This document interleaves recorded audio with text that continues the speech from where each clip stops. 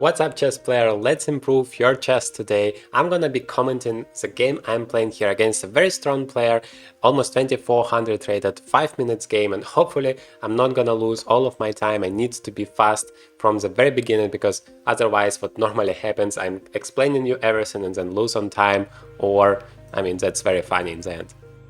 I hope it's gonna be funny, but my main goal is of course to make it as instructive for you as possible. So far I'm playing some kind of a Collie system here with bishop on d3, e3 moves. This bishop is going to b2. Very interesting setup. If you haven't tried it yet, definitely take a look at it because it might be very promising.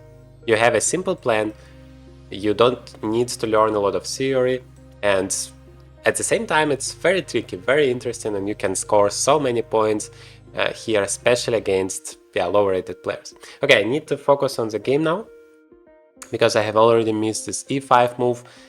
I'm not saying it's very dangerous, but yeah, probably I should have started with bishop to b2, stopping it altogether. I have played a3 to stop knight to b4, but I guess e5 is more important. In the end of the day, he gets an isolated pawn. Well, I absolutely have to take, otherwise e4 is coming.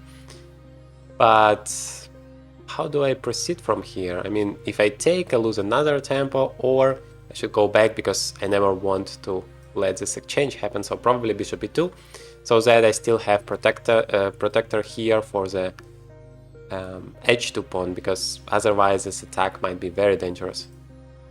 After knight takes bishop e5, rook b1, maybe immediately bishop takes h2 was possible, knight g4, queen h4, and you know this attack is going on itself, very dangerous. Okay, apparently my opponent wants to go to f4 and finally exchange my bishop. Once again, I don't want to allow that, so let's play rook e1. And after knight f4, I have bishop f1 opportunity. Okay, rook e8. I mean, of course, he's developing all of the pieces, you can never blame him for that, but at least he's giving me time to finish my own development. And that is exactly what I need, because if I'm able to stabilize the position, then from a pawn structure point of view, I of course have the advantage because this pawn is isolated and in the long run it might become a weakness. Also, I really like my bishop here along the long diagonal, so far so good.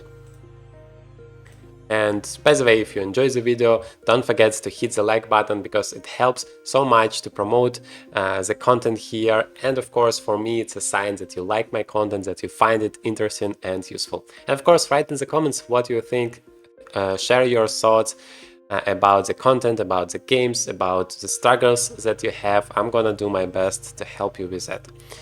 Okay, c4.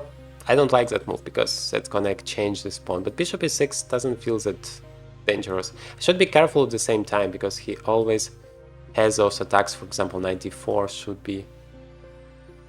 Well, maybe it works because my bishop is controlling the g4 square. And then bishop f3 would be possible for me. Let's do that, because somehow I need to develop my pieces. Yeah, he's just ignoring that. How should I proceed if I take? I actually like that because I feel like I need to exchange some pieces. Yes, he no longer has this isolated pawn, but on the other hand, I can play now c4 and I have a pair of bishops. I mean, hopefully it's gonna be a factor, it's gonna mean anything. Of course, he still has some initiative on the king side and I should be careful with that. What I like is I'm so far pretty good on time and I pretty much control the situation. Without the light squares bishop, it's so much more difficult for him to create any threats for me. Also, g3 might be coming, and then in the end of the day, even the bishop might occur on g2, and that would be a strong piece there. Okay, he wants to play d4 and close the center probably, so I guess I have to take, and I also want to take, because if you have a pair of bishops, always remember you need to open up the position, only then your bishops will be really strong. But I really like it. The knight on c4 is great, the e5 pawn is a weakness, another isolated pawn, and the attack is pretty much over for my opponent, so I don't see any real problems for me. Okay, I can't take the pawn yet, but what I can do is to play rook to c1, to place my rook against the queen and to develop, to bring the last piece into the game. That's always great. Maybe he still can play e4. Oh, he just goes back. Now if I take on d6, at least I win a tempo. Yeah, I guess I'm gonna just do it. Rook c1 probably is his idea, right? Yeah, let's take it.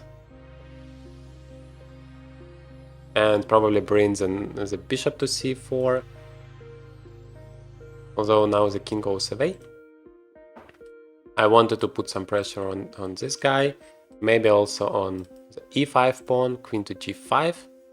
Feels like a very good move. Everything is protected. Of course, I still don't have a loot for my king. That's a problem, but hopefully it's not gonna be that important. So far, I'm just attacking this pawn and bishop takes e5 is basically a threat now.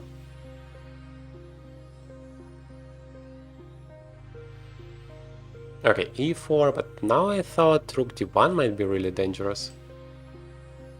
Or maybe queen f4 is his idea. Can I take? Probably I just can't take. Wait, maybe bishop d5 is winning immediately, because you can take with a knight, there is a checkmate. And if you take with the queen, there is bishop takes f6, attacking the queen and protecting the queen. So, wait, no, rook e5 is not a move, so that feels like it's winning.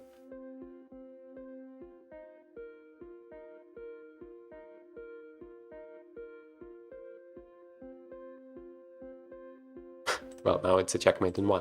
So, hopefully you enjoyed this game. I guess it was a pretty instructive one, how you outplay your opponent step by step. By the way, a very strong opponent here. So, hit the like button if you did enjoy, and in this video you can see another amazing game that I have played, and you're gonna learn so much out of it.